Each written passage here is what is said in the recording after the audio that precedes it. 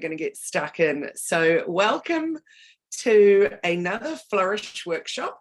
This one, I think we're up to number 6 in our series of, we're doing 12 of these workshops, and each one has a different topic, something to do with business, and in particular digital marketing, and how you can grow, bloom and flourish in your business.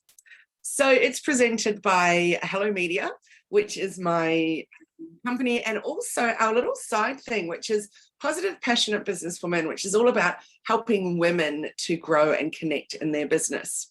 So welcome. We're so glad that you're here today, and keep a little lookout in the chat. As I said, I've got a number of my team in here today, and they'll be sharing things as we go along. I'll also put some links in as well. There'll be lots of stuff going on.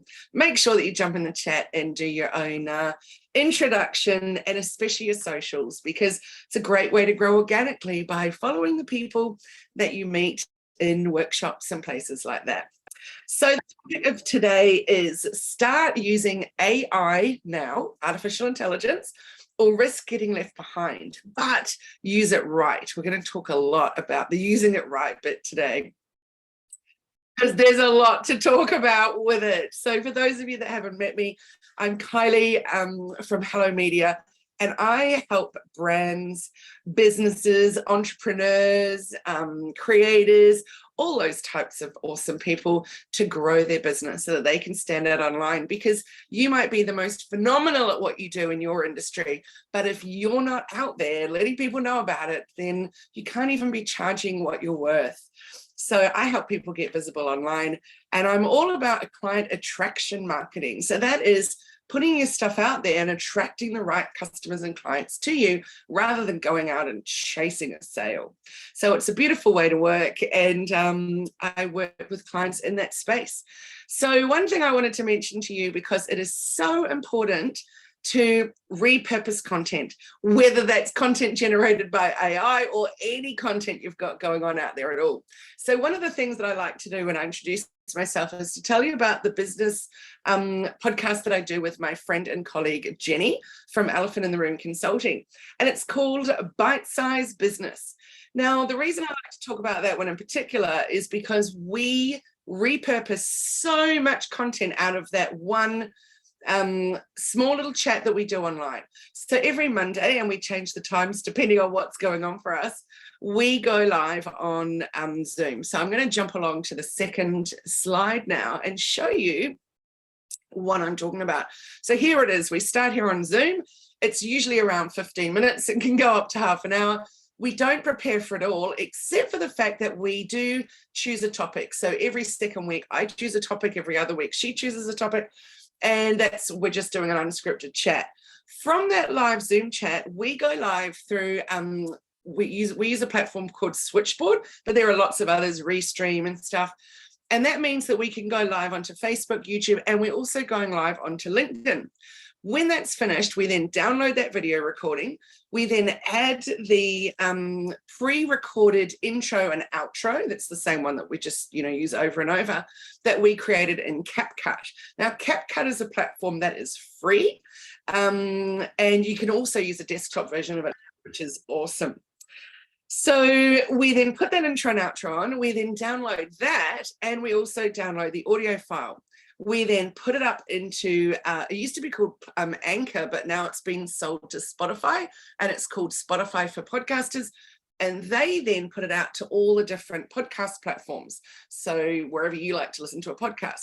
We also then upload it to YouTube with its header and its footer, write all the things, put the chapters in and stuff like that, and the keywords.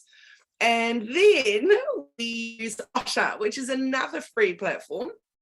Now, Otter we use to transcribe that recording, so then we can turn that recording into a blog. We take out the bits that we really want to be sharing. That's all our fabulous keywords and links and all that kind of stuff. And then that goes up onto my website, Shopify, Jenny's is WordPress. It could be Wix, it could be whatever you have. And then we create content out of that. So that can then get us out there on Instagram, Pinterest. Oh, I've got to switch that Twitter out logo now, don't I? Because now it's called X.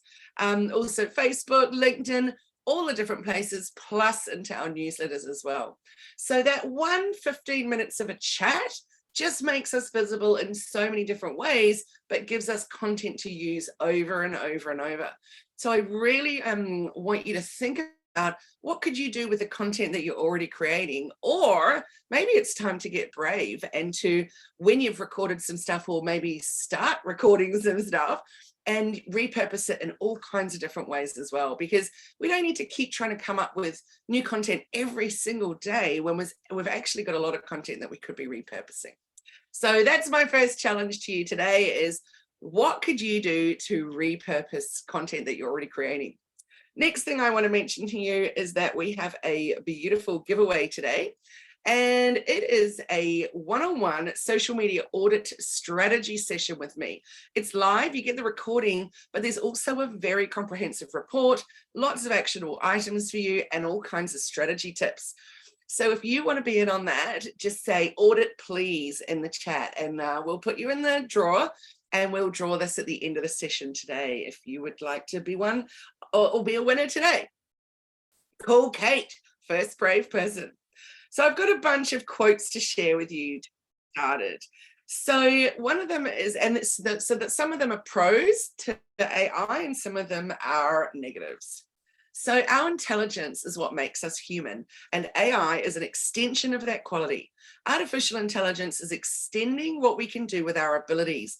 In this way, it's letting us become more human. So tell me in the chat, just using an emoji if you can, or words if you want to, what do you think of that? What does that make you feel? So I thought that was an interesting one.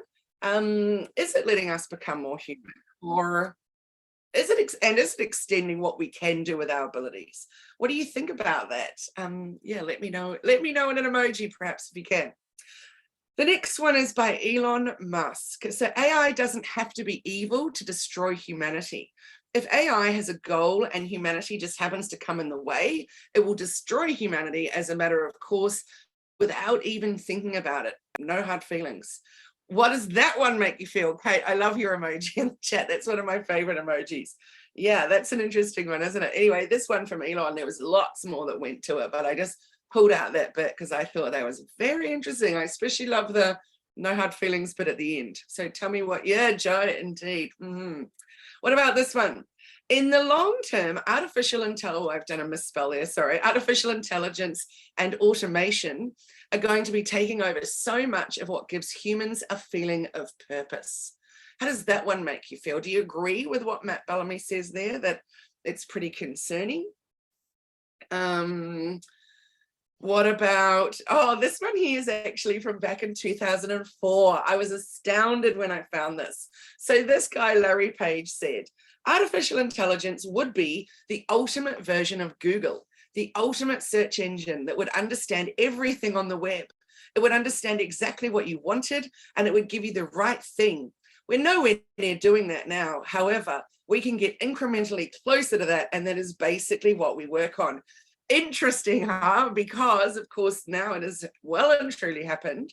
And so I put into ChatGPT, I put that quote in and I said, what year was this quote written? And I just copied and pasted what I'd written. And ChatGPT said to me, hey, Kylie, that quote by Larry Page was written back in 2004.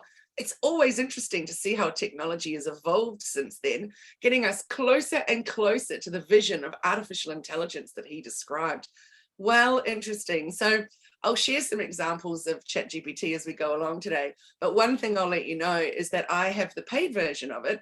So I've done what they introduced, I think it was last week or the week before, where you can put a huge amount of information into it about you and the style that you want it to talk to you in. And so that's why it started off by saying, hey, Kylie. So I've talked about what my hobbies are. I've told it all kinds of different things. So that's a pretty cool new feature if you have the paid version. And I've also told it I only ever want to hear from it in a casual tone, and I want it to be brief. Because one thing I've noticed about ChatGPT is that it can be extremely wordy, and I haven't got time for that. So let's take a little look at what we're going to learn today. AI, what the heck? Number 2 is platforms to try. Number 3, can Google detect AI generated content? And then we're going to look at just the start of what it can do. But what I want to know right now in the chat, tell me in emojis or tell me in words, even one word if you can. How does AI make you feel right now? When someone says, I want to, I can do this in AI, or look at what I just did in AI, or are you freaking out about it? Are you feeling like it's overwhelming you? Are you feeling it's sad, cheating, annoyed? Great words, helpful, concerned. Joe, I'm really, really with you on concerned. The more that I've been researching for this workshop, and I've been doing a whole lot of AI work for many, many, many, many, many months, and I'm part of an AI course where we're really deeper diving into all kinds of things. And the more and more and more I'm learning, the more it is concerning me. Kerry says, uncertain. I like Gabriella's emoji there. That's great. Kate says, I've been gobsmacked at what it produces and it scares me a bit. Yes, totally, me too. That is why it's so important that we really understand it, because we cannot get left behind. We cannot stop it. It is what it is now, and the horse is bolted. So the more research that I've done on it, the more that I want to go here. This is Hobbiton. It's actually not a real place where you can live, but I've been here a couple of times. It's in New Zealand and had a wonderful tour. It's from one of the Lord of the Rings films, and it's just the most fabulous, fabulous little. So really, that's where I want to be, living at Hobbiton, I think, pre-tech, and not really, I do love tech, but things were a whole lot simpler, I think, when we just grew our own veggies and baked our own bread. So let's get stuck into topic number one. What is AI and how did it come about? So first of all, tell me in the chat, have you heard about AI or ChatGPT before?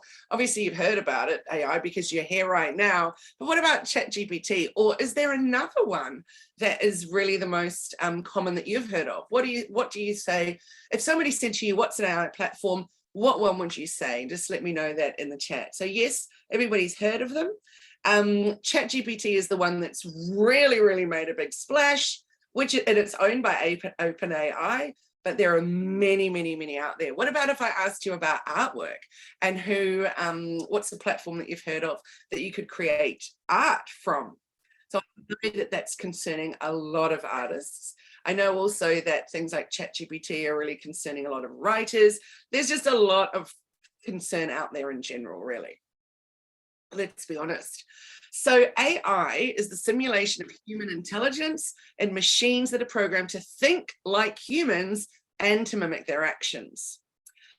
So applications of AI in businesses include voice-to-text features, things like Alexa, Siri, Cortana, Google Assistant, automated responders and online customer support, process automation, smart devices that adjust to behavior, product recommendations, and purchase predictions. So there's also a subset of artificial intelligence, which is machine learning. It's known just as ML, and that trains computer programs with data so it can act without being assisted by humans. So you can use it in text or images or video. I'm just going to turn off my phone. And an example of a machine learning ML is ChatGPT. So we're going to talk more about ChatGPT throughout, but we're also going to talk about other platforms as well. Janine, I agree with you. Janine says, I don't like the art, although I've played. Me too. And Joe says, I've heard about Midjourney from Sophia this morning. I'm going to share some Midjourney examples as well, which some good and some bad. So the potential benefits of artificial intelligence are huge, but so are the dangers. Thank you, Dave Waters. I thought that was a really great quote there. So this one's going to be tricky for you to see, but I'm going to send it to you separately in that newsletter. I'm going to send out to just you guys that have been here today so that you can have a look at some of the things that I'm sharing in here. And sorry, I somehow have animated this particular page, which is annoying because it's gone down the bottom. But this is just some of the uses of artificial intelligence from banking and personal finance, transport, retail spaces, education, communication, gaming, media, all kinds of things. But as I said, I'll send that through to you because I thought it was pretty interesting. We're just going to deep dive into a few of those today, though. So some of the examples of AI that we're using in real life. So manufacturing robots, self-driving cars, smart assistants, healthcare management, automated financial investing, virtual travel booking agents, social media monitoring, and marketing chatbots. And I'm pretty sure most of you will have heard of at least 80% of these, I would say. So the first one is manufacturing robots. And also there's the cobot. Has anyone heard of the cobot? Let me know in the chat if you've heard of the cobot. It's going to become a very common term very soon. So while a robot performs a task without human control, the cobot is actually a collaboration with human workers. So the cobot differs from industrial robots in the way that the operators can work safely close to it without kind of fences between them. Me neither, Kate. I didn't know much about the cobot either. And so this is a whole new concept for a lot of us, I think. So collaborative robots, they're smaller, they're cheaper, they're easier to program. They're very, very different to the robot, and they're really well suited to small to medium-sized businesses. So these have been widely adopted all over the place. This is a screenshot here of a whole website, Australian, that has all kinds of different ways that this shows you. So one example is that if you have a warehouse and you are moving pallets around and stuff like that, instead of having people driving the forklift, etc., there is the cobot that will do it for you. So those kinds of jobs are oh, Janine, that's a whole nother one, isn't it? Care robot for people with a disability. I haven't really delved much into that one because I'm so deeply concerned. Having a disabled husband myself, it is very intriguing what they're putting out there for care. And you know what could potentially go wrong. It's interesting.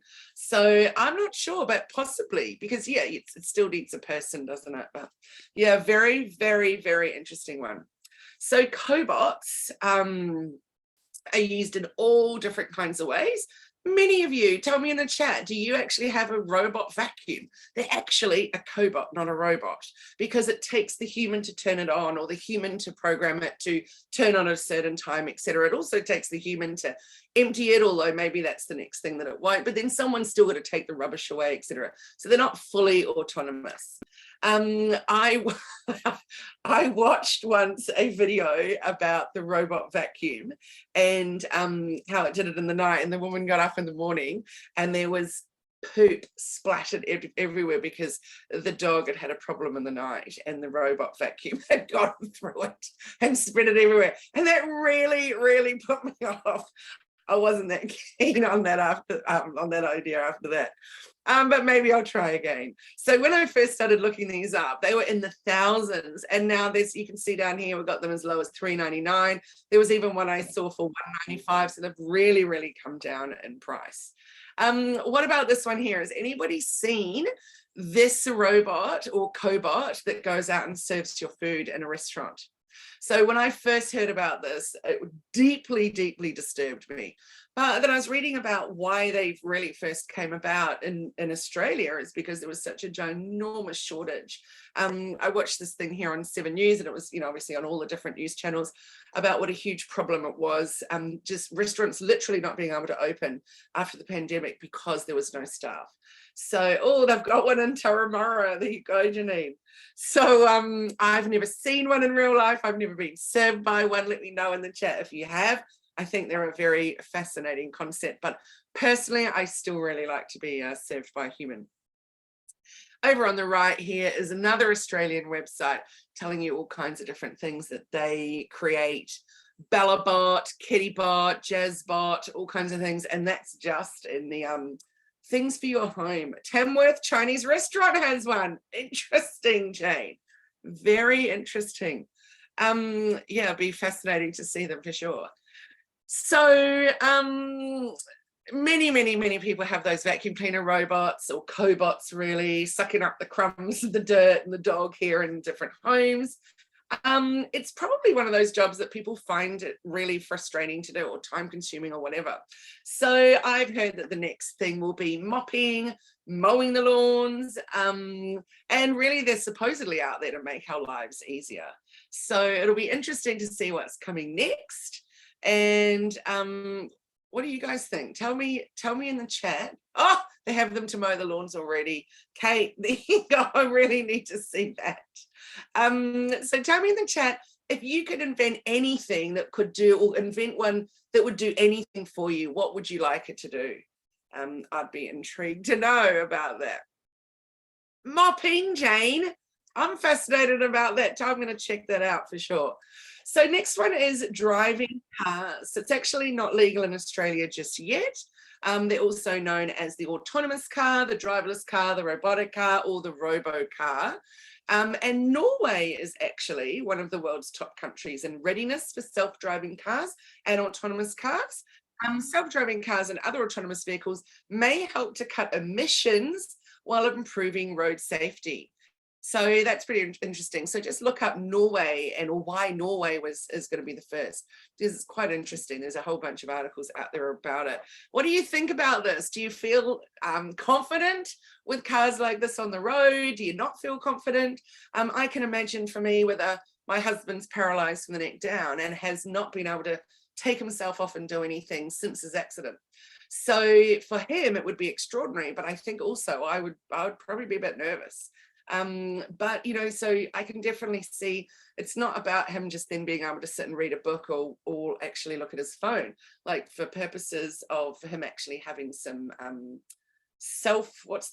something independence, I guess, would be pretty amazing. That didn't involve another person to help him to do something. What about smart assistants? Tell me, do any of you have one of these? So I'm not sure why, but I've noticed that a lot of my screenshots, as soon as I shared my screen, have gone blurry. But on my original presentation, they were crisp and clear. So I'm not sure what's happening there. So sorry about that. But again, I'll put this into the newsletter that I send out to you guys this afternoon. So this one's really, really interesting. It's actually, I think I've got in the chat here a link. Yes, yay, I'll share that with you right now. So there's some really good articles about this for those of you that have one. So we have the Google, we actually have a couple of, maybe it's even 3 in the house of the Google Assistants. And again, for my husband, they've been absolutely brilliant. He can just quickly say, hey, what's the weather going to be overnight? And it tells him if he's going to need an extra blanket, etc., because he can't get that for himself. So then it's actually even better for me, because then I don't need to get up in the night when he's cold, because he's already able to be prepared. So from that perspective, really, really, really good. One of those, you'll notice here though, the dots on the left. So unfortunately, like I said, I don't know why they've suddenly gone blurry once I've shared my screen, but actually it tells you that Alexa is the one that is taking too much of your information. So that's pretty interesting. So do you have one of these? So it's a virtual assistant. It's software that's installed on mobile devices to help in answering questions, tasks, or services. Or it's one of those great little things that you can have in the home sitting somewhere really handy and ask it questions and it can help you. So, but what does it know about you? That's the really interesting one. So the other interesting thing is that 52% of smart assistant users have never read the privacy policy. Me, I'm one of those. All I read is that with our Google Assistant is that it only starts recording when you say, hey, Google, and then off it goes. However, interesting. Once I started really delving into this, it was really, really fascinating to see what was coming out. So on this website that I've shared with you, it analyzed the terms and conditions of Alexa, Google Assistant, Siri, Bixby, and Cortana. And though it's clear that some degree of data collection is inescapable, all 5 services collect your name, phone number, device location, IP address, but also the names and numbers of your contacts, your interaction history, and the apps that you use. So if you don't like that information being stored, you probably shouldn't use a voice assistant. But what about the fact that if other people have one and you're one of their contacts, you're on there? So pretty interesting. Next one is AI in healthcare applications, so healthcare management. So it improves medical diagnosis, speeds up drug discovery, transform patient experience, and managing healthcare data and performing robotic surgery, which is pretty extraordinary. Here's just some examples of it there. So Yeah, it's gonna be intriguing where it goes with that. I really was doing some deep dive into that, but I pulled it out of the presentation just to try and make it stay in time. Kate says, my sister just had robotic surgery to remove her lung cancer. How extraordinary. One of the articles that I was reading about it was a guy was 400 kilometers away and directing on the surgery done on his patient. So I can really see, particularly in rural and regional areas, where that could be super, super helpful. And Kate says it wasn't successful. They didn't get it all. I'm so sorry to hear that. So it's very interesting, isn't it, where that's all headed. Automated financial investing, a very, very interesting one also. So this uses computer algorithms to select and trade stocks, exchange traded funds, so ETFs, or other assets without the need for oversight by a human financial advisor. Has anybody used one of these? So automated investing has changed the financial advisory game in fundamental ways. So it's for time poor investors. Maybe that automated investing seems like an ideal option, but they're also a little bit tricky. But I think it would be good. Maybe they're also known as robo-advisors. Automated investing tools use complex computer algorithms to automatically invest your money and create an investment portfolio based on your age, income, and the parameters that you have selected, such as how you want to invest, how often, et cetera, et cetera. So the tool should also consider your risk tolerance, market conditions, and any other relevant factors. Pretty interesting. So it's definitely for the people that want a hands-off solution. For me personally, I still like a human. So this one here is probably something that all of you have used at some point. So it's a virtual travel booking agent. So it's literally anything that, anytime that you have booked a flight online or a hotel. So it's an online travel agency. They're also known as OTA. They're any website where you can book your travel services, or app for that, such as hotels, holiday apartments, holiday homes. So Airbnb is one of those, but also flights, transfers, activities, anything that you want to do. So those are pretty much always referred to as OTA, and most of them don't sell their own service, but services of third parties. So a virtual travel agent helps the clients make reservations for all your, travel needs, and they don't meet with their clients in person, and they do most of the stuff from somewhere else, literally even from home. So pretty interesting. The only time it can be really problematic is what happens if something happens, or what happens if something happens when you're away overseas and something terrible has happened, and you really need help from a person, and potentially they're pretty hard to get hold of if you've done it in that way. So the next one we're going to take a look at is social media monitoring. Has anybody heard of that? It's a really interesting one. So it's the process of identifying and determining what is being said about your brand, or about you as the creator or influencer or whatever, or a product of yours. And it's through different social channels or online channels. So a social listening strategy takes social monitoring a step further, which really helps you get a really good understanding of conversations that are happening around your brand on social networks.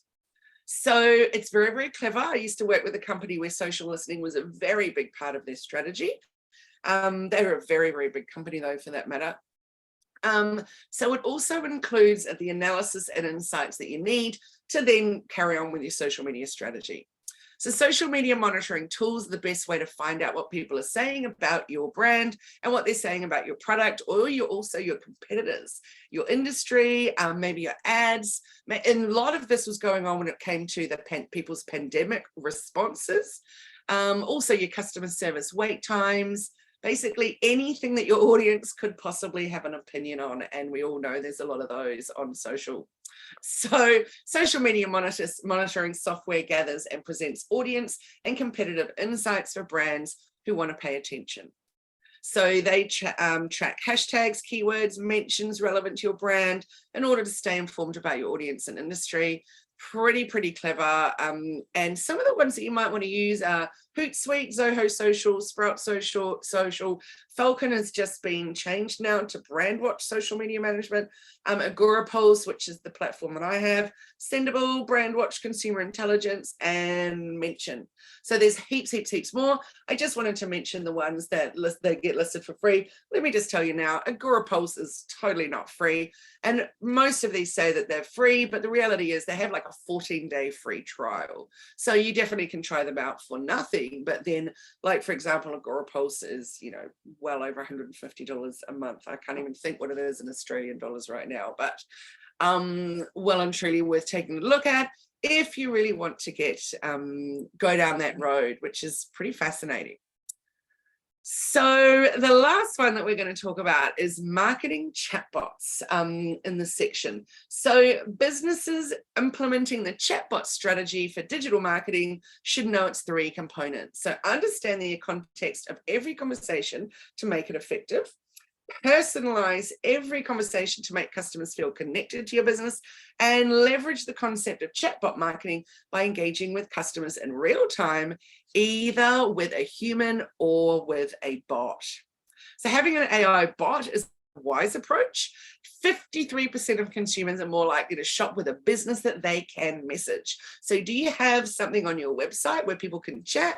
Maybe there's no real human there. Maybe it's just your bot, but probably what is a really nice idea is to introduce your bot and say, hi, I'm the bot for business, and I could answer some of your questions. So rather than just trying to, I really find myself frustrated with the ones that try to pretend that they're a real human and they're not. So it's really pretty good too that you can automate part of the marketing process, boost the volume of your marketing conversations. You can definitely nurture some of those capture leads. You can schedule some meetings, which is super handy, and really personalize that experience. Also, for those of you with online e-commerce stores, so you can offer order tracking and shipment details, etc. So let's just do a little delve into that one a wee bit more.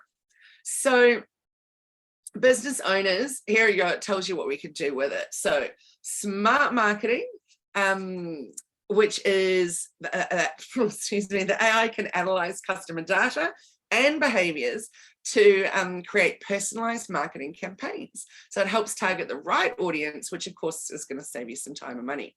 Also, customer support. So AI-powered chatbots can handle customer inquiries 24/7. It's like having a tireless support team. And we're going to have a little look at this one, which is why I put this on here.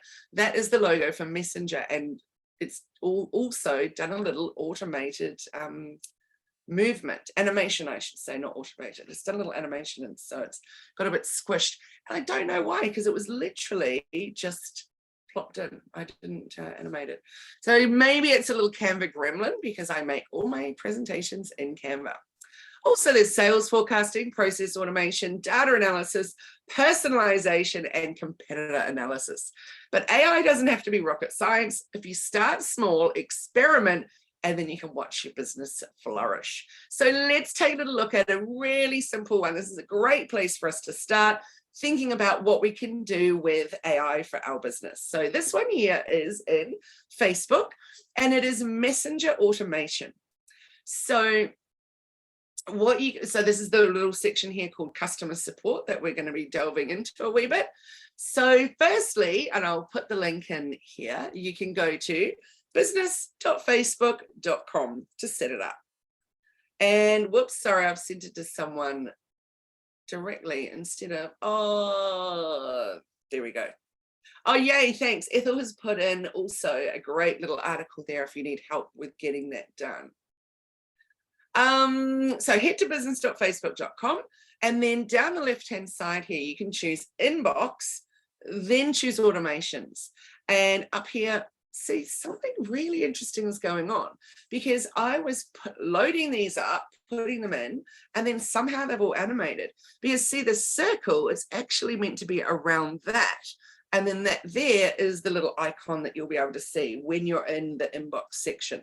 So that tiny little icon there is basically automations. And you can do some really cool things in here. So we've got a bunch of these turned on. You can have them for Messenger and for Instagram. We've actually got ours turned off for Instagram because of the fact that we want to, we have an engagement pod that we like to use with some of our clients. So it's pretty annoying if every time they put something in there, a message pops up. So that's why we have the Instagram one turned off, but the Messenger one is definitely always on. So for example, we have questions that you can load up. For example, want our free No Like Trust ebook, or the link to join our Facebook group, or the live podcast, because often people send us a message through the Hello Media Facebook page saying, oh, what time's it on? I want to join the Zoom, or what time's this? I want to join the Zoom, or what's the Zoom link, etc. So it's really easy for us to share that kind of thing in here. So you can, I've just done a little screen recording here to show you that when you're in there that create automation, you can do an instant reply, an away message if you happen to be away, frequently asked questions, which is the one I just showed you, location, when somebody asks you what is your location, you can say what your hours are. You can put in some custom keywords so that when people actually respond, ask you a question using one of those keywords, there's an automated response to it. So page recommended, page not recommended. So if someone's done a bad page or not recommend your page, you can literally do something about that if you want to, and have an automated response to that, which is pretty good. So also in here, we've got if someone asks your contact information, what else? Oh, comment to a message or something. There's heaps and heaps of options, and it's pretty cool because this is just all part of your Facebook Messenger. So I definitely encourage you to go and take a little look at that one. It's pretty fun, and it's just using your Meta Business Suite, so business.facebook.com. So in there you can do, and the other one I wanted to just have a quick little look into, which is smart marketing. So you can do personalized email campaigns, dynamic website content, chatbot engagement, social media insights, predictive lead scoring, retargeting ads, and AI generated content. But remember, smart marketing with AI isn't about replacing the human touch, but enhancing it. It's like having a savvy marketing sidekick there with you. So this one here under smart marketing is where I want to take a look at the AI generated content option. So while AI generated content can be a game changer, there are a few things that you need to be really mindful of. So let's go and take a little look into that. So firstly, we want to think of quality control. So sometimes AI can produce some really amazing content. It's grammatically correct, but it actually lacks the right tone. So you always want to be reviewing the content that you're creating to really make sure that it's aligning with your brand voice. That's something we're doing a lot of work on at the moment with our Action Takers group coaching program. Is really getting into how you can hone the voice of your AI to really get it to create some amazing stuff for you. Another thing that's super important is avoiding plagiarism. We're going to talk about that a little bit more in a little bit of a while. So some AI models may unintentionally generate content that resembles existing copyrighted material. You've probably all heard lately, there's been a whole bunch of hoo-ha in the press, and it's terrible. It really is, where people haven't given their permission for their content to be used. In fact, none of us have given permission for our content to be used, and therefore it is all out there and sitting in amongst ChatGPT. So anyway, someone is going hardcore in taking them to task over this, and who knows what's going to be the outcome. But yeah, it's a really interesting one for sure. So the really best practices to ensure that the AI platform that you're using isn't actually going to plagiarize. But how can you be sure of that right now? I'm not really sure about that. The next one is contextual understanding. So AI may not grasp the broader context of a topic, which leads to irrelevant or inaccurate content. And whether you're using ChatGPT or Google Bard or any of those text-based ones, they all tell you when you log in, this isn't necessarily correct. So always make sure that it is correct. So imagine that you were wanting to write an article about something that happened post-COVID. Well, about COVID, for example, well, actually the way that ChatGPT is built is it's only up until content for up until 2021. So there's no way that any of that could even be at all correct. That's if you're using the free version, not the paid version. But anyway, it's well and truly worth thinking about that it's not up to date at all. So you really need to double check that the generated content makes sense in the intended context as well. Another one to look out for is the emotional tone. So AI sometimes struggles to convey emotions effectively. So you need to be really cautious when you're using it for us really sensitive topics, because it's not going to be saying it perhaps in the way that you would want it to.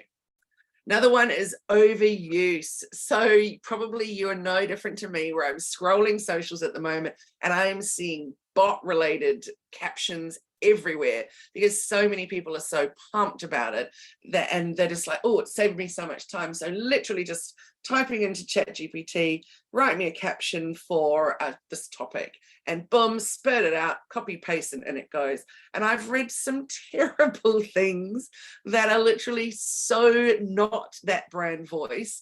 I'm just shocked. So I guess people are just really jumping on that bandwagon at the moment because they can. Hopefully they'll start to realize just because you can doesn't mean you should, and you really need to train it to speak with your brand voice. The next one is bias and inclusivity. So AI learns from existing data, like I said, in the free version, only up until 2021. So that, of course, can contain biases. So ensure that the content generated is inclusive and doesn't perpetuate stereotypes. The other thing is legal compliance. So be aware of any legal implications when using AI-generated content, like copyright issues or misleading claims. So it's really, really, really a tricky one. It's really essential to combine it with human creativity and judgment to achieve the best results in your content strategy. So we've absolutely got to think of all those things. That's just a little list of some of the things that I was talking about. And now I want to have a little chat about ChatGPT.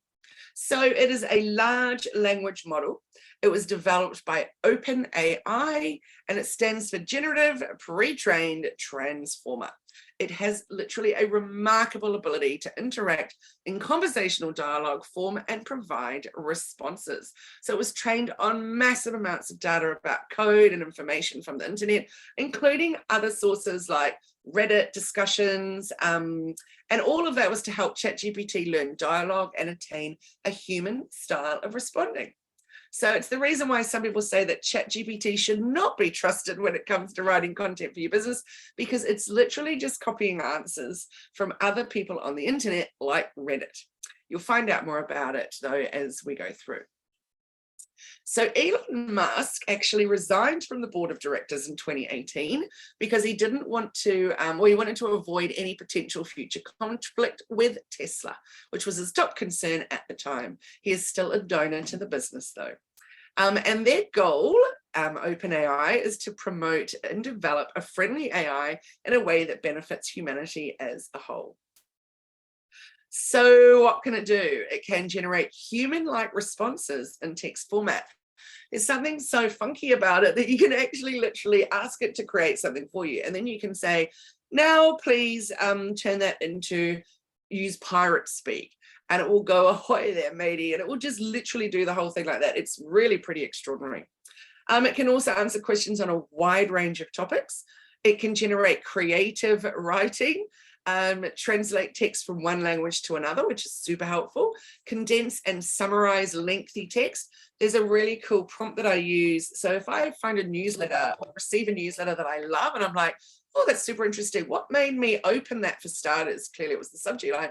What was it about the subject line? And then what was it about the newsletter content that actually got me to go all the way to the bottom of it?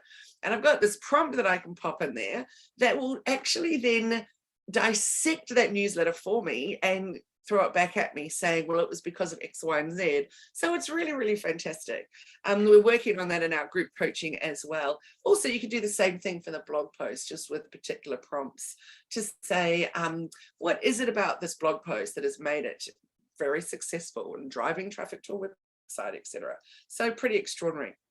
It can suggest additional words or sentences, identify and extract named entities, and generate a dialogue based on the context provided by the users. Pretty interesting. We're not going to, oh, sorry, I'm going to talk about some other platforms as well, though, not just ChatGPT. So unfortunately, the first one I'm going to, in fact, most of them, I've noticed when I'm sharing my screen, you don't hear the music, because this one here that I'm about to share is, let's see if the audio will play. Just let me press pause. Can anyone hear that audio, that little song? You could, a little bit, Kate. Okay, so this is a Snapchat filter, and it's Celine Dion. And look at it though, the eyes. Well, first of all, I'll just say that actually all it is a photo, a still photo that I put in to this filter.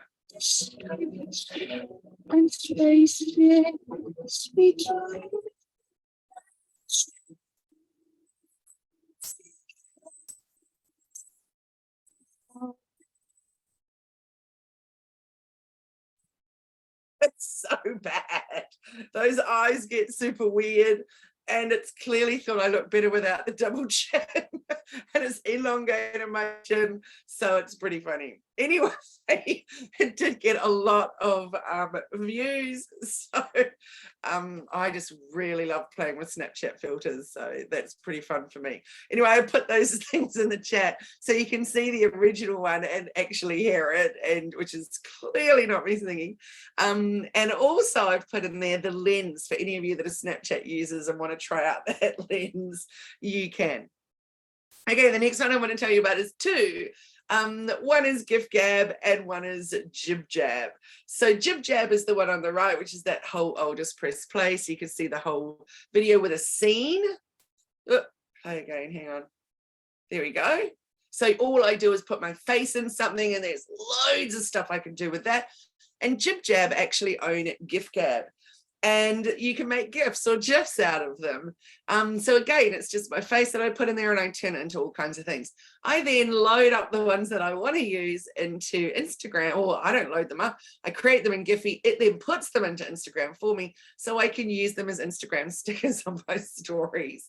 So there's all kinds of things that you can do with this. They're very, very, very fun.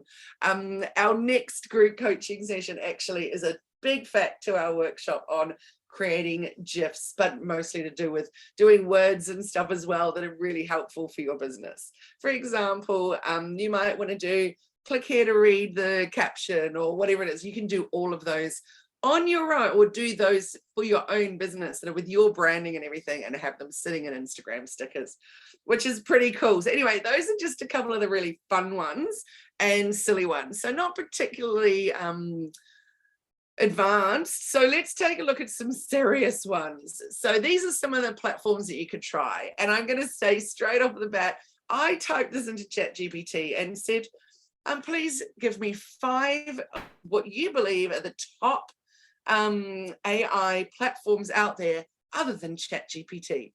So it's given me IBM Watson. And keep in mind, I said earlier that I have trained my ChatGPT to speak in a very casual tone, and also put in things like my hobbies and stuff.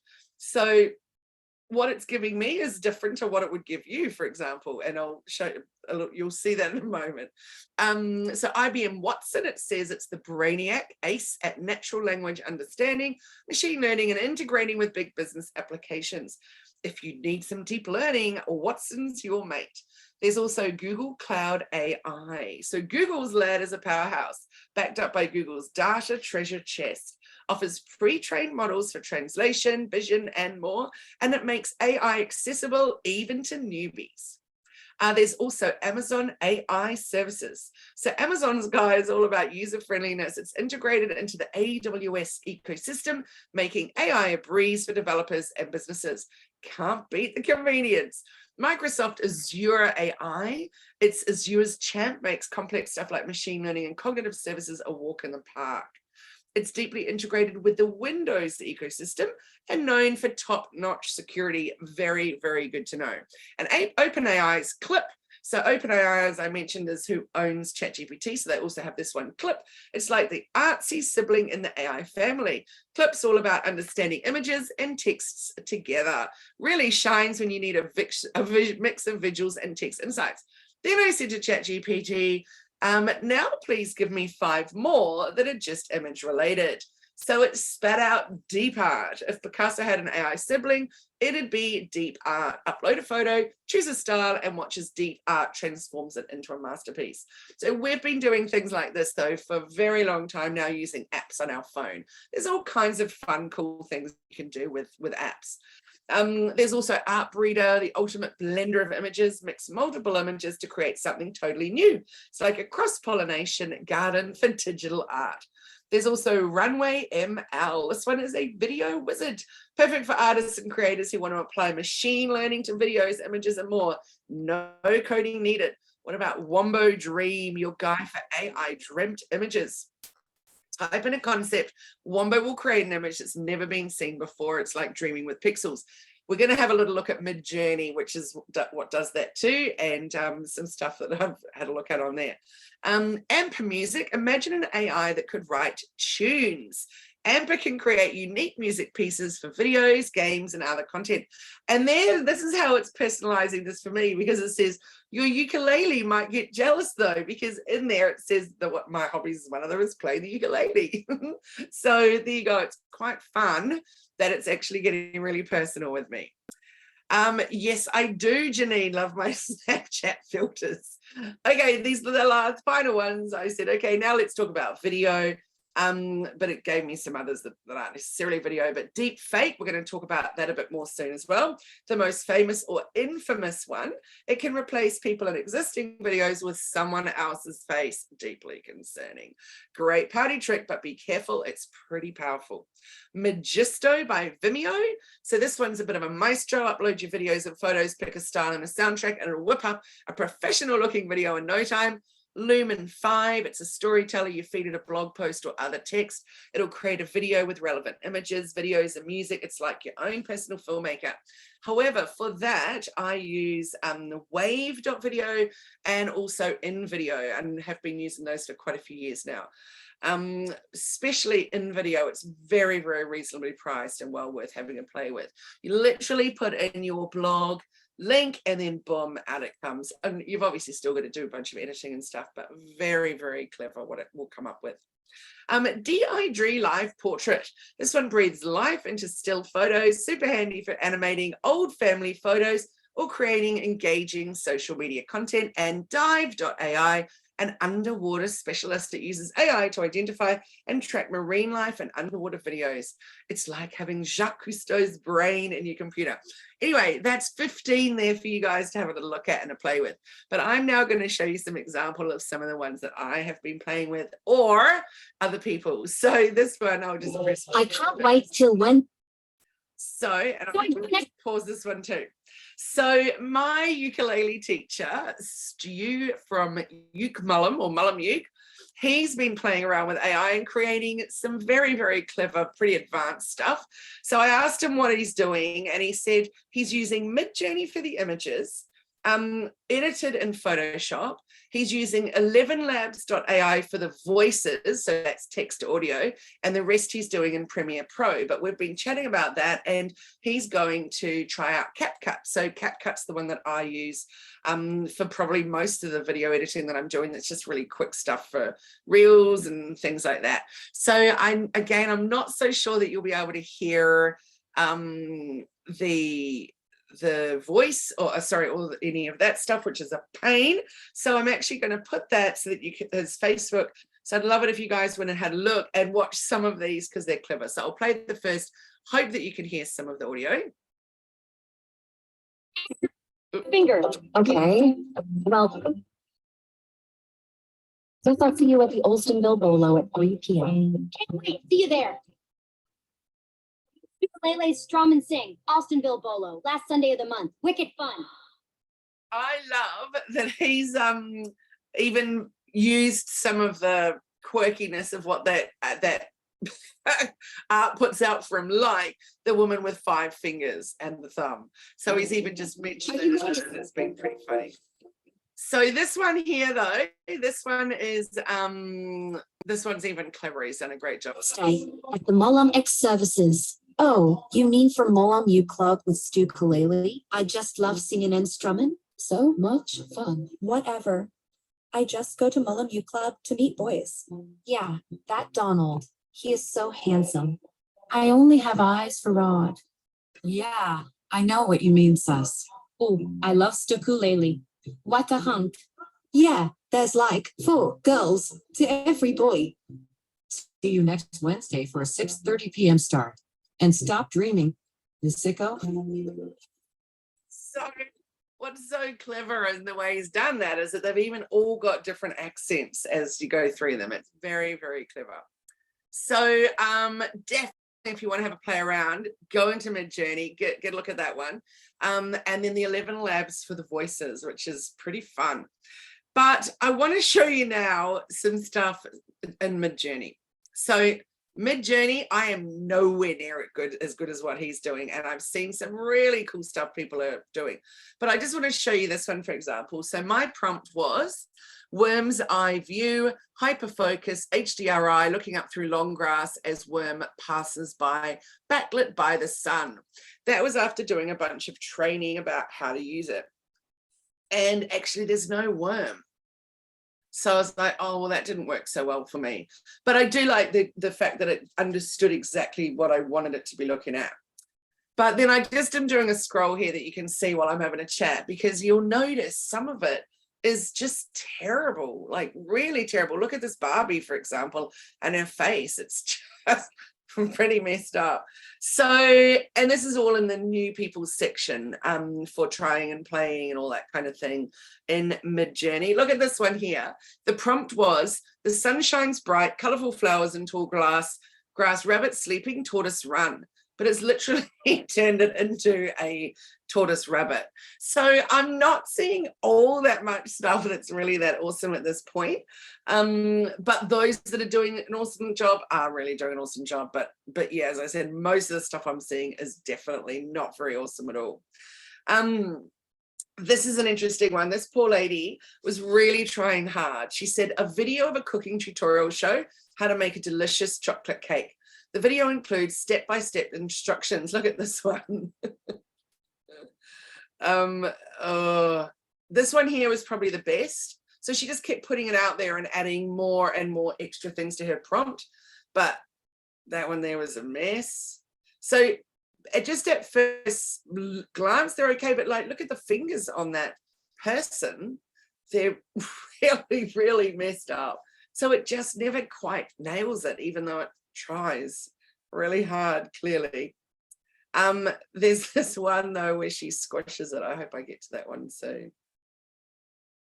No, but again, an odd hand that's popping in there. Hopefully we'll have this little chalky bit though. It'll make you think that you need a little afternoon tea now. Oh, I was gonna say, oh, that looks like the chalky's over.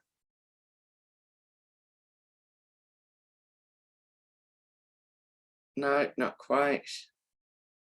This was probably the best one that it did, where it's actually dusting stuff on it even. So it's still not perfect, but definitely better. But you need to think about, where's it actually coming from? So it's pretty, oh, this is my favorite one. It's so weird. It's really messed up. And all they're trying to do is do a slice of cake, but they're literally squishing it together like something super weird. So I really want you to go and check it out, have a little play with it, because it's quite extraordinary. All you do is give it a prompt and then out it comes with something. One of the things that I was told, which I think is probably my best advice I've been given, is speak to it or prompt it like you would be speaking to a child, asking them to do something with very, very clear and very basic instructions. And apparently then you get the best options out of the best result out of it. So let's talk about this one now. This one here is Google Bard. So Google Bard is definitely still in its beta testing phase at this point, but it's well and truly worth having a look at. So I jumped into Google Bard and said, please write me an introduction for a social media account, Threads, that I've just joined. Use information from www.hellomedia.team/about. Now, what's super cool about this is that when you put something like that into ChatGPT, it'll tell you that it actually can't read websites, but Google Bard can. However, it was still really off. So you can see there, the website I put in is my about page, but then check this out. It says that Hello Media is a non-profit organization, which I'm not. And it says it uses social media to empower young people to create positive change in their communities. That is also incorrect. I'm not about working with young people. So I thought that's a shame, because there was different parts in my about page where I do talk about community work that I do. So that's completely different though to the Hello Media work. And I also talk about our nonprofit organization, which has nothing to do with Hello Media. So yeah, definitely didn't do so well on that. But then it says, here are some additional things you could mention in your introduction: your interests and hobbies, your goals for using Threads, your thoughts on the future of Threads, any other relevant information. You could also use this opportunity to share a link to your website, blog, or portfolio. And then it's allowing me to say, yes, I think it's good. No, I don't. Do some filters in there, share it, and also Google it, which is also pretty interesting. So I definitely encourage you to go and have a little look at Google Bard, see what you think about that. And for me personally, it doesn't even anywhere near compare to what you can do with ChatGPT, particularly now with some of the new really incredible extensions, Google extensions for prompts and stuff like that. So now, no AI presentation would be complete without talking about Canva, but this is the only page that I talk about Canva with, because in my opinion, Canva's definitely got a long way to go as well yet with their AI stuff. So this one here, I just typed in using the app called Text to Image on Canva, lady sitting on picnic blanket in meadow with flowers. Now, at first glance, when you just look at the little 4 images that it has generated, that they actually maybe look okay. But no, they're not. When you zoom in, this lady has lost her bottom half of her face. This lady here's got a real issue with her hand, and a few other bits that are a bit weird going on there, like that whole shadow thing is very odd. This lady here has also got some facial issues and hand issues. And this one over here actually looks a bit scary. And even the flowers, when you zoom in, aren't quite right. And her foot's really odd and her hand's really odd. And yeah, just the positioning of the dress. So I think they're trying hard, but they've got a long way to go. Of course, the more specific you can get, or, you know, just keep trying, keep playing with it. But anyway, also keep in mind that this one is just me using the no style, like it can just give me whatever it wants to. But actually, you can click on see all and go into all kinds of different things in there. So that's pretty fun. So if you want an image that nobody has used before, it's certainly not come from a free image site like Unsplash or whatever, then it's, you know, well worth you playing around with and trying to create something for yourself. So one of my clients, for one of the banners on their homepage of their website, they really wanted water with bubbles. It was like kind of like surfy kind of stuff, but a little bit of a fantasy look to it. And then we were doing all these graphics over the top of it. And no matter how hard we tried, we couldn't find anything. So I said to her, let's try and use the AI in Canva for that. And actually the 4 images that it produced, she was happy with every single one. So maybe at the moment, if you're not using people or animals that are like got a 5th leg or something in them, then it's just something like bubbles. It actually came up with something pretty good. So well worth having a little look at that and a little play. So again, that's in Canva, and it's an app called Text to Images, or Text to Image.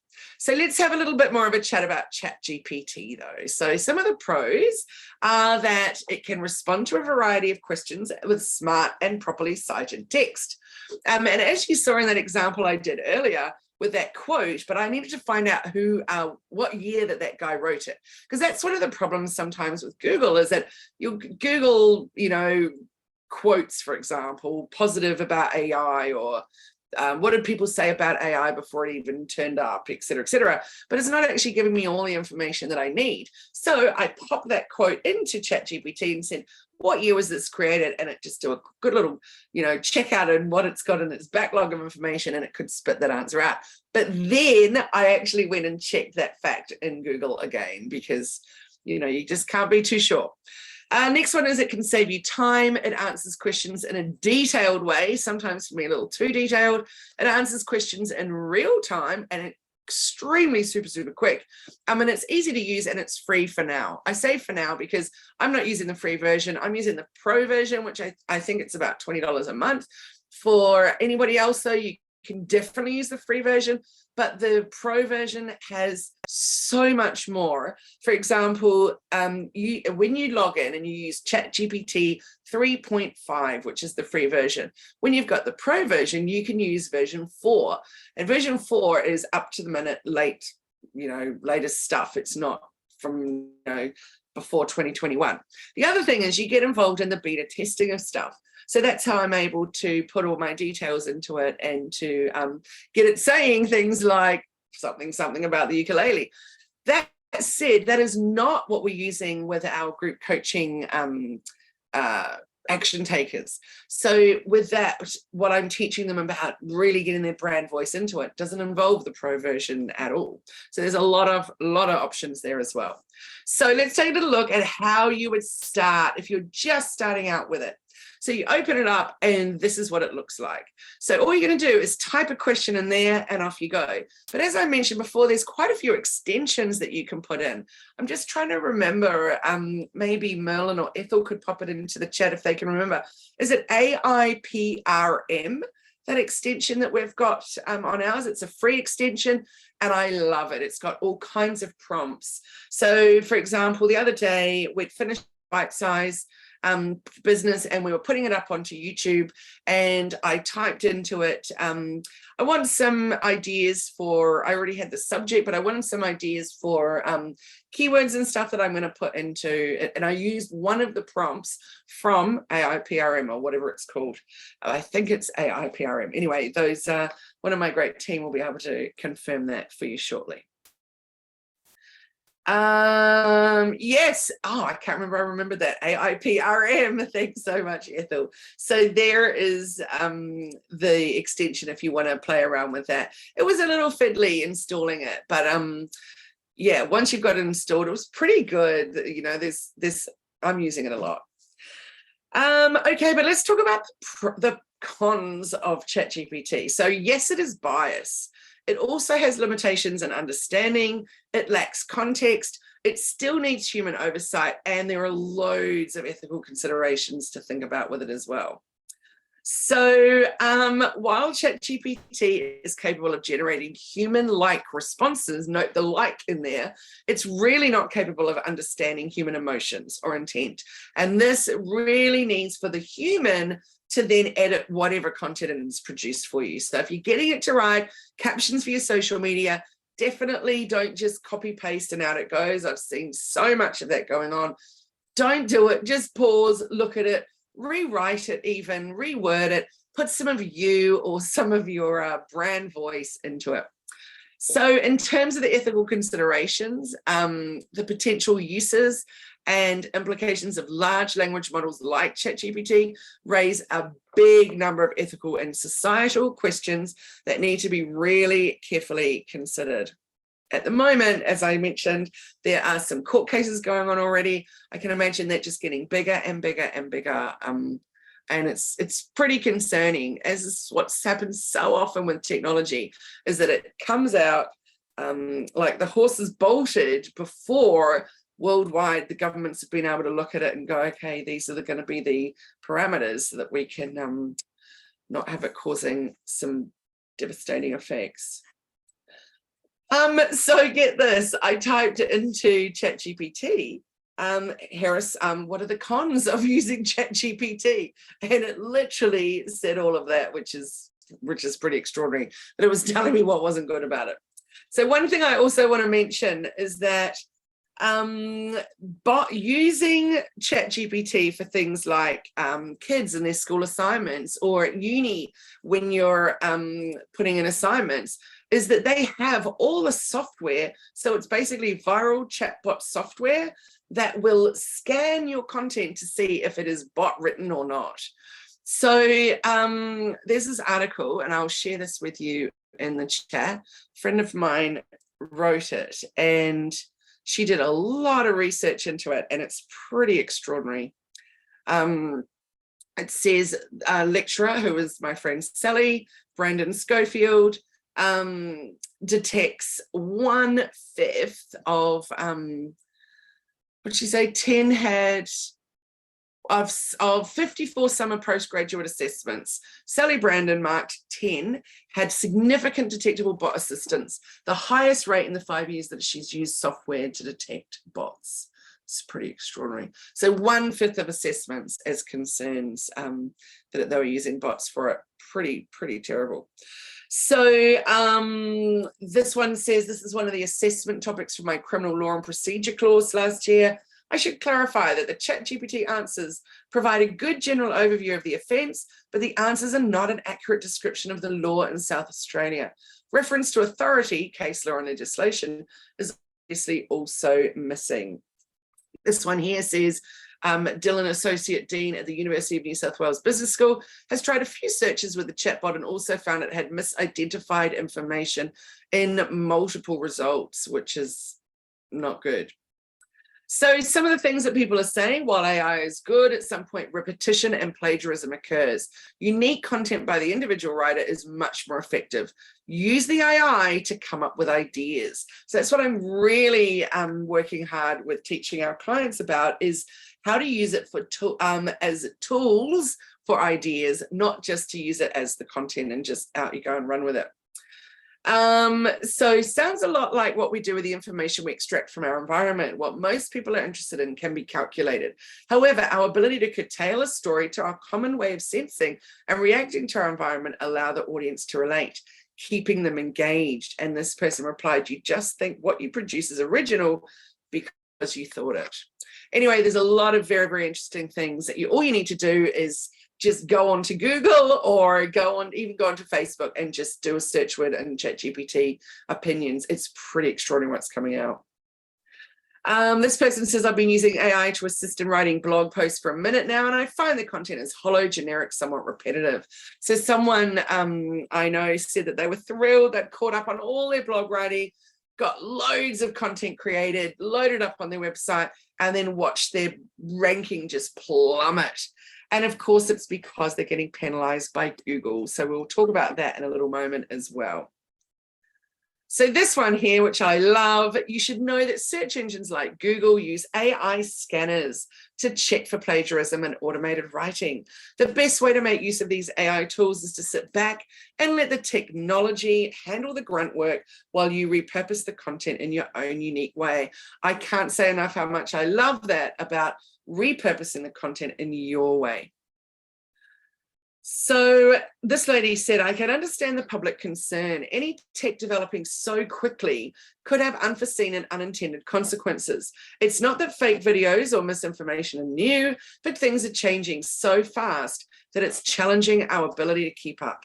The sophisticated way in which fake information can be created, how fast it can be created, and how endlessly it can be disseminated is on a different level. In the past, I could have spread lies, but my range was limited. So she's a professor in the law and ethics of AI at the Oxford Internet Institute. So let's take a little look into deepfakes. So deepfake is the ability of AI to fabricate apparently real footage of people, and it's a growing problem with implications for us all. So there have been heated debates about whether AI-generated images can be protected by copyright, because the software creates pictures by incorporating elements from the vast libraries of digitally available images and artwork that the AI was trained on, according to the Smithsonian. So this one up here on the right is an AI-generated version of Johann Vermeer's painting Girl with a Pearl Earring at this museum. It's an interesting one, isn't it? Because where does the copyright bit of it come into it? So there's been loads of heated debates about whether AI generated images can be protected by copyright. So what if you've made something that you absolutely love in Midjourney, for example, can you copyright that image? So where that's all coming from, though, potentially already had copyright on it. So it's a very, very, very problematic situation right now. Some popular AI image generators allow their images to be used for commercial purposes, but some have certain restrictions, like users have to make a purchase, or the newly generated image can't be created from any third-party content. So, and a recent question over the use of images generated by one AI software, which is Midjourney, that we mentioned before, resulted in the US Copyright Office revoking the copyright covering the images in a graphic novel and issuing a new copyright covering only the text of the book. So that's pretty intense as well. It's already gone out there. It's already been published. So people have also used AI image generators to create realistic images of people, like a user of Midjourney who created viral images of Trump's fake arrest that spread on social media like wildfire, fooling people into believing that the images were real. So check those out. And this was done in Midjourney. So the Twitter, now called X, obviously, post said, making pictures of Trump getting arrested while waiting for Trump's arrest. So clearly it was just AI generated. I've just done a little zoom in here to show you, look at his hand. So pretty bad. But on the other hand, if you just saw that from a distance, or you just scrolling and went boom, you could potentially think that was true. So people have also used AI image generators to create realistic images of people. So for example, this one got into this guy into some massive trouble. And I'm just going to read you the thing. It says, pictures of Trump making a run from authorities sent social media into a frenzy after Elliot Higgins, founder of investigative collective Bellingcat, shared the deepfakes on Twitter on Monday, though he noted in the thread the images were created using AI tool Midjourney. Higgins told the Associated Press he entered the prompt, Donald Trump falling over while getting arrested, into Midjourney to get the images. However, the images feature the officers wearing police hats and uniforms with jumbled words on them, and Trump's got 3 legs. I'd assume that people would realize Donald Trump has 2 legs, not 3, Higgins told the AP. Trump may be indicted by a Manhattan grand jury and potentially charged with falsifying business records linked to hush money payments made to adult film star Stormy Daniels during his 2016 campaign. It really was pretty intense what came out of this. So yeah, you got to be super careful about what you're putting on there. So deep fakes are a form of an artificial intelligence called deep learning that teaches itself how to solve problems when given a data set. And they're used to swap faces and videos and pictures to make realistic looking fake media. So it's well and truly worth having a look at. Political figures are often victims of deep fakes, as also celebrities are. The creation of deepfakes is credited to Reddit user DeepFake, who posted fake pornography on the site in 2017, swapping the faces of adult film stars with celebrities like Taylor Swift and Scarlett Johansson. So social media companies like Meta, X, and TikTok have announced that they're banning deepfakes and deceptive media on their platforms, but they often also have a really difficult time identifying which is fake and which is not before they've already spread. And keep in mind, who's actually identifying those on the platform are actually AI bots in itself. So tricky. So how to spot a deep fake? So remnants, like weird things like misshapen features, missing fingers or extra legs, eye movement, like the one I showed you with me being Celine Dion's voice. Those eyes were, I mean, aside from the fact it was so badly done, but there's much better platforms out there that do it, and it's always a giveaway as the eyes. People either blinking weirdly or making strange eye movements. Audio video quality, so sometimes it's a little bit out of sync. This thing here was a major issue. I'm going to send you the link to that as well, if anyone wants to have a little read of that one. So what it said about this one was, let me just read that to you. this video, this little video here, of Russian President Vladimir Putin, which Reuters translated, claiming to have reached peace with Ukraine, but his mouth movements do not match the audio. It's literally the only way that they could pick up that it wasn't actually a real video. So yeah, some pretty intense stuff going on out there. Another one is check the sources and also sharpen your detection skills. So there is an amazing thing that you guys can try, and I definitely urge all of you to do it. I'm putting it in the chat right now, spotdeepfakes.org/EN. So Microsoft brought out this quiz that you can do, and I did it, and actually I learned a lot from it. I only got 7 out of 10. So there was 3 there that I could not spot at all, but I definitely encourage you to have a little look at that one. So most AI tools produce generic, boring results that don't really focus on the humans in our communities. So how awesome if the tools just gave you exactly what you wanted without a prompt. So I've been learning with an awesome system that allows you to season your AI assistant, and I've been sharing it with our action takers Thursday coaching group. So if those tools gave you exactly what you wanted without a prompt, so that you dance with the AI systems without loads of extra effort, and you get some pretty awesome results from it. So it's been absolutely intriguing me. So I've been doing a lot of deep dives into it. And so if you want to know how to get into one of those programs, definitely just say yes, please, in the chat, because we're really deep diving into it. It's not that I think AI is just, how do I put this? I don't think that I want it to be my best friend, but on the other hand, I know that we absolutely have to embrace it and learn how to use it properly so that we don't get left behind. That's literally where it's at. So let's talk a little bit about Google detecting AI generated content. I'm asked about this a lot.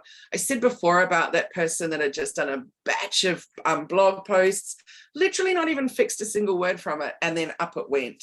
And they just really tanked in their Google ranking. So we want to think a little bit about where's Google involved with all of this. And I did mention there was Google Bard, but realistically, it's not super awesome just yet, but it's still new to the marketplace. So firstly, ChatGPT is a cool natural language understanding technology, but it is not at all a Google killer. So one of the first things I need to say about it is that there's a lot of people thinking that it's going to replace Google. And I don't mean Google Bard, I literally mean Google, but that's absolutely not true. It really can't possibly happen because, for starters, it's only been trained on data till September 2021, well, the free version of it. So comparing ChatGPT to Google is pretty odd. They really have completely 2 different purposes. So ChatGPT gives you the content that you ask for, that it will give to many others who ask for the same content, whereas a Google search gives you the people searching really up-to-date results, making it way more suitable for certain types of searches. Particularly when I'm researching something, I'll go latest Facebook statistics 2023, because I don't want stuff that's old, I want right now, whereas, you know, ChatGPT wouldn't be able to do that. And also I'd need to give it a lot more prompts and things to get the information that I needed. So ChatGPT is not a traditional search engine, but it is a large language model. So it doesn't have access to the same breadth and depth of information that search engines do, like Google. So its information isn't going to be as comprehensive. It's not going to be as up to date. And for certain things, it's not even going to be correct at all. As I mentioned, Google's released its very own ChatGPT rival called, I keep calling it Google Bard, but it's not. It's Apprentice Bard AI. So it'll be interesting to see where they go with that. A few months ago, they started releasing it to just a few people. Now, I'm not sure let me know in the chat if any of you have actually got access to it yet, because not everybody is still as able to. So it'll be very interesting to see where they head with it. So though, to answer the question, can Google detect AI generated content and will you be penalized for it? Yes, but also no. So that's a little bit of confusing answer, I know. So Google can detect if a particular piece of writing is AI or ChatGPT generated by searching for patterns and inconsistencies in the style and the quality of the writing. So Google's search advocate, John Mueller, said that content generated through AI is automatically considered spam, which could lead to penalties. So search advocates are process advisors who serve as external search committee members, not in their own departments or disciplines, to enhance diversity, validity, and equity in university search and selection. So this is what he said. And my suspicion is maybe the quality of content is a little bit better than the really old school tools, but for us, it's still automatically generated content. And that means for us, it's still against the webmaster guidelines. So we would consider that to be spam. So it's really interesting, isn't it? And that when you Google it, they're saying, no, we're not penalizing people for using AI generated content. But then when you really deep dive into it, yes, they 100% are. It's a tricky situation. So Google has clearly stated that they reward high quality content regardless of how it's produced. And while they do not penalize a single piece of AI generated content or a whole site automatically, they scrutinize AI content for potential spam and abuse. So kind of tricky.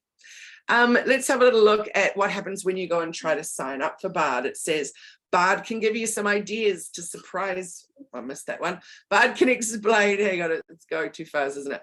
Bard can give you ideas to surprise your movie-loving friend on their birthday. And it says below it, meet Bard. Hang on, I'll press pause.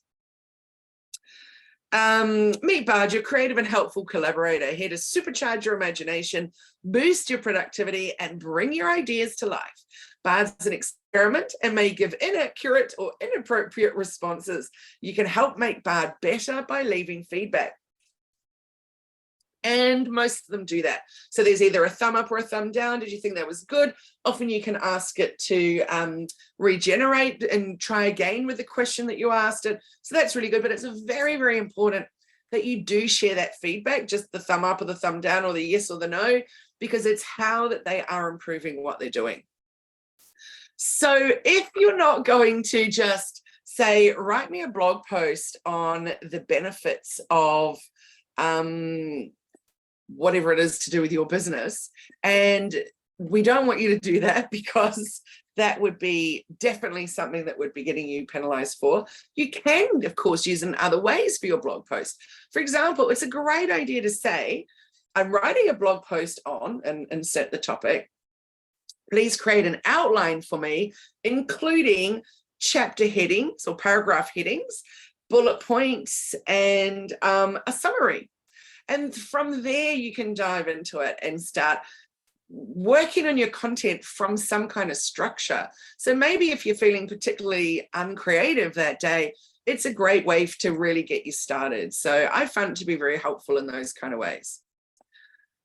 So some little top tips for how you can work on your SEO so that you're not just going, oh, I'm just going to grab something from ChatGPT and dunk it in. You want to work on your SEO. So use keywords that are performing well, but don't keyword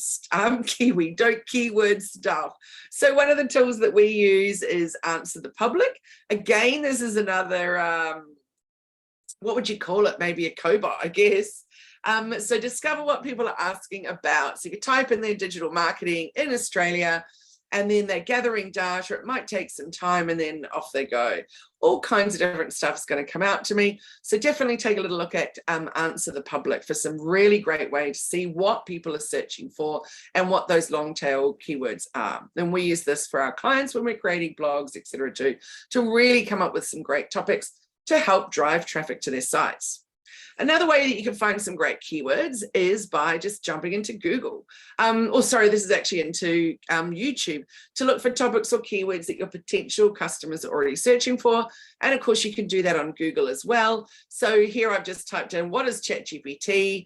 And then take a little look here that it says people also ask. So, and then I go down to the bottom to related searches, and it's a great way for me to come up with keyword lists that I then want to put out there. But of course, you can type into ChatGPT give me 50 keywords that people would use for XYZ business. But then I would then go and put those through Google and do my research myself, because you really, really want to understand how people are searching, what they're searching for, and then what they're doing with that. The other thing is to write quality content over quantity. So like that person that said to me, I caught up on all my blog writing. I literally wrote over 20 blogs and I've published them. Well, it's better actually that you wrote 2 that were really good, with the keywords that are going to help drive the traffic to your site that you actually really, really want. So make sure that you're producing really well-researched content that provides value. And if you're suffering with a little bit of writer's block, you can then always repurpose your evergreen content. So refresh those old blog posts and see a little bit of magic happen. We've actually got a little link here on refreshing your blog post. So we'll share that one with you in a moment. Next one is focus on customer experience. So brands and businesses are losing $29 for every customer that they acquire due to money being spent on ads. So think about collaborations and a focus on customer experience, more important than ever before. So instead of looking for new customers or clients all the time, work on building brand loyalty, community and retention of the people that you've got that have already bought from you before. Obtain high quality backlinks from reputable and trusted sources. You certainly can't get that from AI or from ChatGPT. So this really helps show search engines that your website or your content is valuable and trustworthy.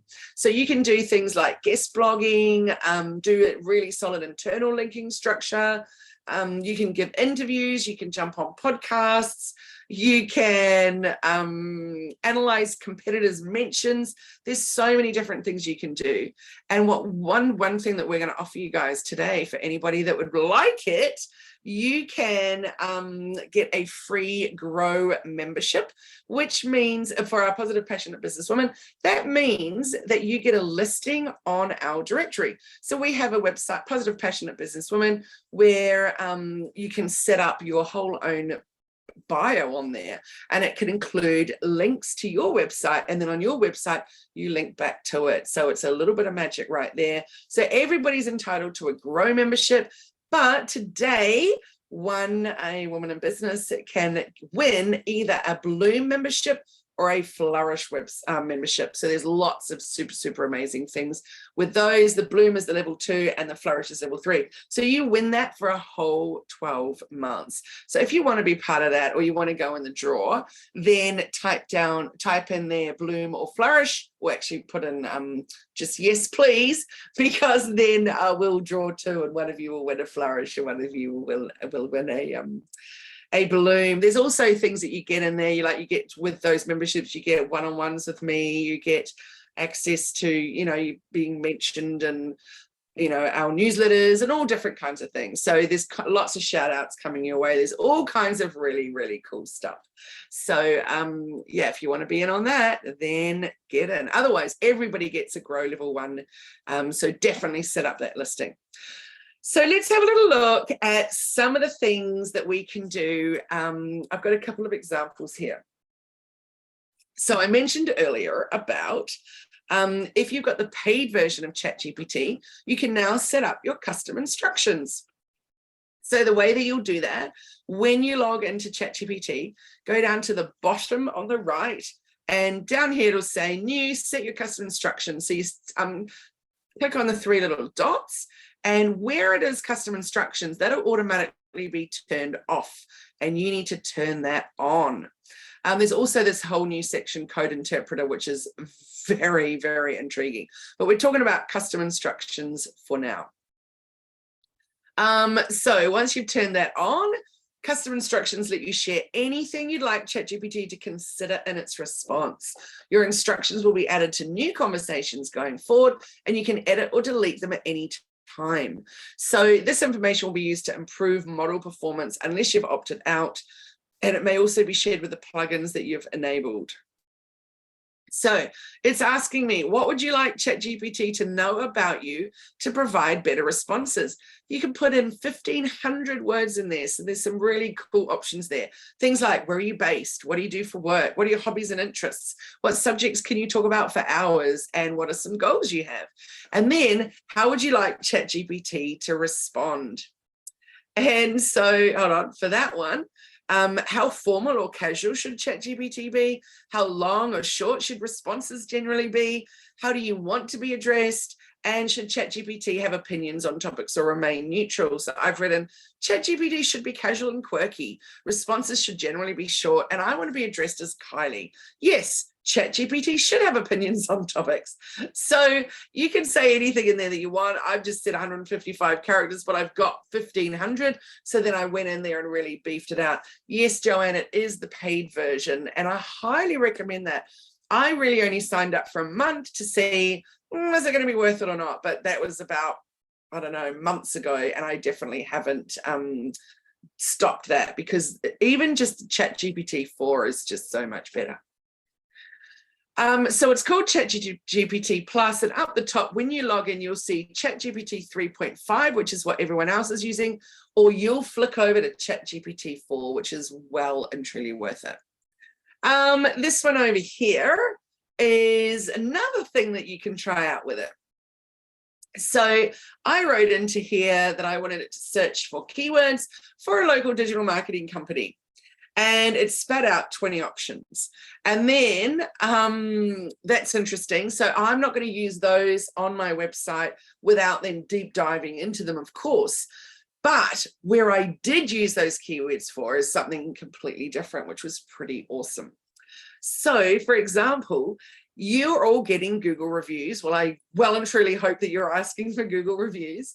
And when you get those Google reviews, what are you doing with them? Probably what I was doing with them, which is, thanks so much for your lovely review, or thanks, or even just thumbs up. But no, we actually want to use these to absolutely make sure that we are getting some really great traffic because of those reviews.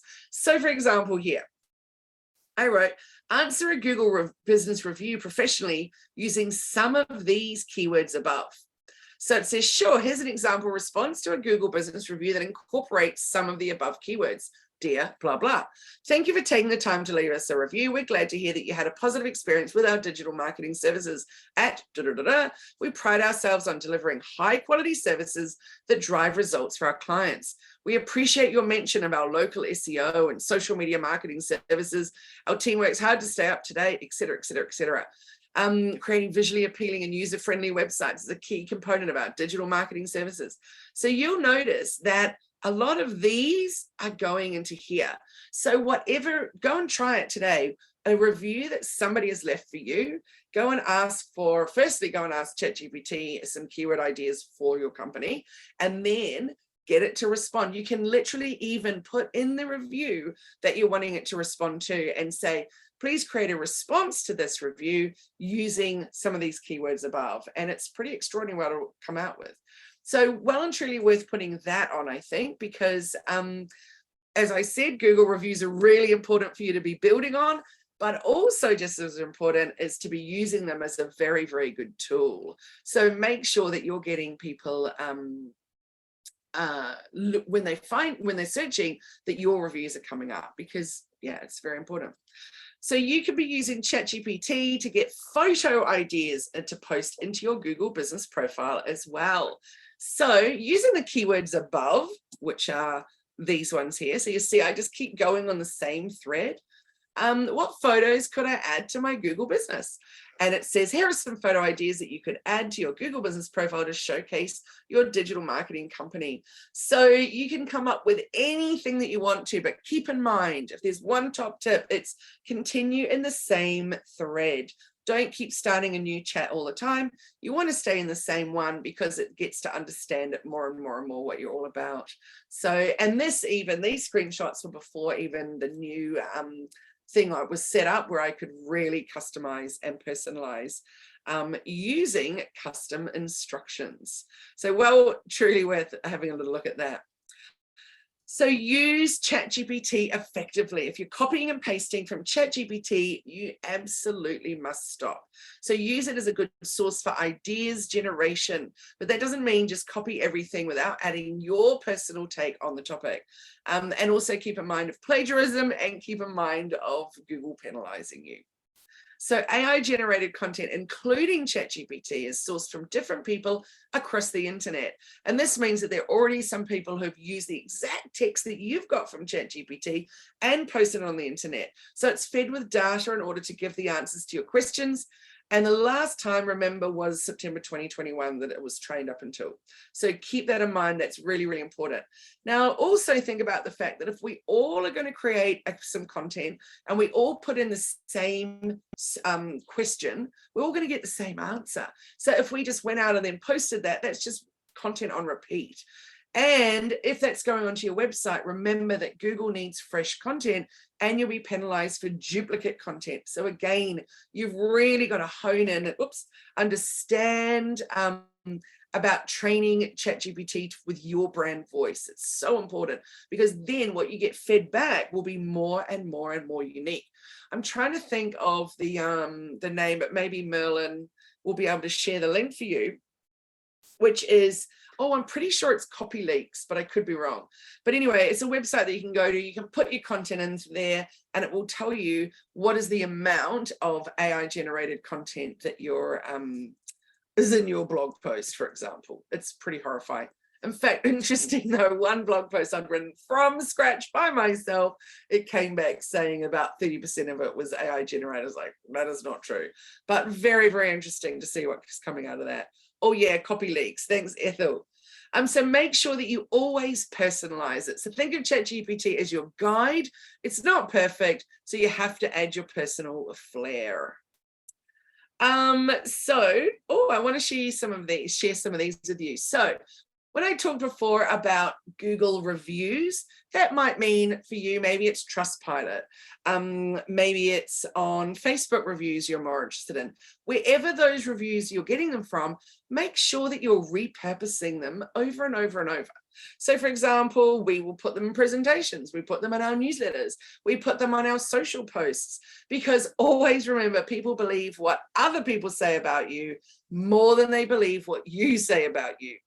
So I've got a couple of lovely, lovely reviews here. These are just some recent ones. So I was like, right, where am I going to share these ones? So make sure, A, you're asking for reviews, B, you're receiving reviews. So we have a e-guide all about how to get reviews. If you want a copy of that, just say reviews, please, and we'll give you the link in the chat. So just a little reminder for those of you that might have come in later on, very shortly, like literally in 10 minutes, we're going to draw the winner to this. So all you need to say in the chat is audit please, and we'll add your name to the wheel spin. And then I and you together will do a social media audit strategy session live on Zoom. You'll get the recording, you'll get a really comprehensive report, actionable items, and strategy tips. So it's all the things about your socials, how it drives people to your website, how it's performing, how your keywords are performing on there. There's so much to have a little look at. And if you guys want to get involved in our Action Takers group coaching, it's our bronze program. So we have a special deal today. Instead of it being $4.97 a month for the 6 months, it's $3.97. And it is Action Takers small group coaching for action takers, not excuse makers. So you get 3 one-on-ones with me to be used anytime within 6 months. You get 18 one-hour sessions of group coaching. You get your workbook, resources, templates, and all that kind of stuff, plus your messenger support team. Really, really good stuff. But maybe if the program's not for you, which really it should be because it's that awesome, but if the program's not for you, maybe a masterclass might be. So we just do, you can just buy a one-off masterclass, or they're part of our silver or gold programs. But coming up, our next one is Instagram. We've got advertising. So part 1's already gone, but part 2 is really all about diving into your analytics, taking a look at what that all is all about, and Facebook advertising, Pinterest and LinkedIn, customer journey funnel, video marketing, SEO and drive traffic, website conversion, Facebook ads manager, and sales funnel. So heaps and heaps of stuff. Oh, and the advertising part too, it's also Pinterest ads as well. So yeah, they are up on the website. You can just buy one of those at a time if you want to. But let's talk about a little bit more about the group coaching. So it's for you if you're overwhelmed by digital marketing and ready to make changes, or you're ready to get stuck into creating a strategy for growth, or you know it's time to step up, take action, and transform your social media, email marketing, website findability, and performance. But it is not for you if you're not ready to grow your business, or you don't want to get visible online in your digital marketing efforts, or it's not the right time to invest in yourself. So let's take a little bit of a summary. If you are interested, there's going to be some information in the chat there from Merlin so that you can get that $100 off today for the whole 6 months. So $100 off every single month. So let's have a little look at the summary though. So ChatGPT was trained on massive amounts of data about code and information from the internet until September 2021. ChatGPT is not a Google killer and search is not going anywhere. Google can detect AI generated content and it will penalize you for it, even though they say that they won't. So as I showed you, I did some deep diving into it and it clearly states that yes, they will see it as spam. So also focus on creating great content for connection. ChatGPT is a great tool that still needs human intervention, and AI doesn't have to be rocket science. So start small, experiment, and watch your business flourish and have some fun with it. And remember that AI is a helpful tool, but it's essential to combine it with human creativity and judgment to achieve the best results in your content strategy. So right now, tell me using an emoji, how are you feeling about AI? Do you feel any differently than you did at the beginning? Is it making you feel more freaked out about what's going on and where it's going and what it's going to be used for, et cetera, et cetera? And do you want to go and just escape to Hobbiton, or are you actually feeling okay about it and feeling like you're ready to embrace some parts of it and just take on the bits you want and leave behind the bits that you really don't want to know about? So let me know in the chat where you're at with that, even with just a word or with an emoji, totally up to you. And then if you're feeling, yay, I love it. Very good, Joe. I love that emoji. And Allison. So you guys, I'd love it if you'll share your aha moment from today. Well, the aha moments is when you go, I get it. And I'm amazed. I get it. So doesn't mean that you have to have liked it, but something that's made you concerned. Maybe it's, for example, the Google Assistant or Alexa. Maybe that's kind of made you freak out a little bit and you're like, oh, maybe I need to think about, do I really want one of those in my space? Or should I unplug it at the wall sometimes? Or yeah, just let me know what it is that you feel was your aha moment from today. I am intrigued. Something that you've learned, something that you're surprised about, whatever it is. Alison says, as a tool for inspiration, AI is A-OK. Yes. Review response using ChatGPT. Jane, I'm stoked. It's definitely worthwhile doing. And Kate says, yes, I'm going to try it. Awesome. So it's time to share more, show the world your true, authentic self, and you can do that with AI's help. Just last week in our group coaching, we were all working on our superpower statements using AI to create them, which was interesting. So the measure of intelligence is the ability to change. And those were some wise words from Albert Einstein, which I just loved. So Charmaine says her magic thing was, or her moment was, keep the same thread, ask for keywords for your business, then use those keywords for templates. Very, very nice. So thank you all so much for joining me. It was just such a pleasure and a privilege to be able to chat with you guys on this topic. We have our next Flourish Workshop coming up next month. I can't even remember the topic, even though I was just discussing it with Merlin literally a matter of days ago. Maybe Merlin, if you've got it, if you can put it into the chat and also put in the Zoom link for anybody that would like to register for it. That would be awesome. And Charmaine says, thanks so much. I feel so much better about AI. Good. So you won't be escaping to Hobbiton and throwing away the tech just yet. And Joe says, use it for reviews, keywords, and photo ideas for biz. Cool. And Kate says, thanks so much. Oh, yay, Melon, thank you. The why, what, and how of writing blogs for your business. So guess what? In that blog writing for your business, next Flourish Workshop, we are going to be doing a tiny bit of ChatGPT in there as well. But at the moment, we won't be doing any Mid-Journey because I'm really, really, really bad at it. So I'm going to stop sharing my screen, turn off the recording, and we can have some Q&A with the last 5 minutes. I'll also spin the get the team to send me screenshots of the winners as well, so that we can see who's won the good stuff today. So there's a stop and a thank you.